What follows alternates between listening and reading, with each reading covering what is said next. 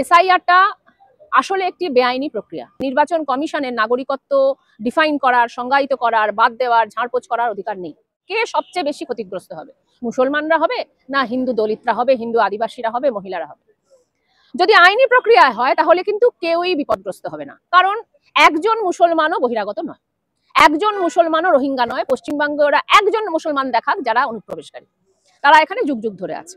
তাহলে আইন মেনে চললে তাদের ভয় পাওয়ার কথা না। হিন্দুদের ক্ষেত্রে অমিত শাহ বলেছিল যে 2014 পর্যন্ত যারা আসছে তাদেরকে আমরা নাগরিকত্ব দিয়ে দেবো। তাহলে 2014 পর্যন্ত যারা অনুপ্রবেশকারী তাদের ভয় পাওয়ার কথা নয়। ন্যাচারালাইজেশনের যে প্রসেস, তাতেও নাগরিকত্ব হয়, সেটা সংবিধানেও আছে। তাহলে 2014 থেকে আজকে 2025, 11 বছর কেটে গেছে।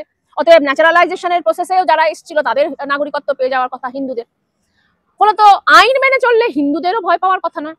তাহলে ভয় পাচ্ছে মানুষ কেন?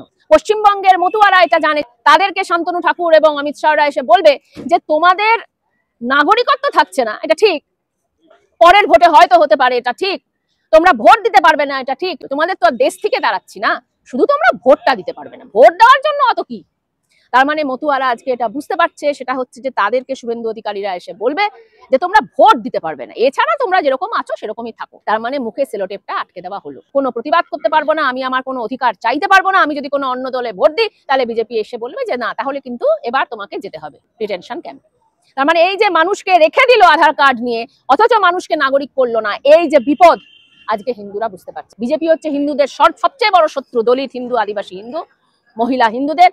একজন হিন্দু মেয়ে বুঝতে পারছে যে আমার বিয়ে হয়ে যাচ্ছে, আমি একটা জায়গায় আমার নাগরিকত্ব সারেন্ডার করে আর একটা জায়গায় যাওয়ার আগে বলছে যে তোমার এখন হবে না, পরের বার হবে।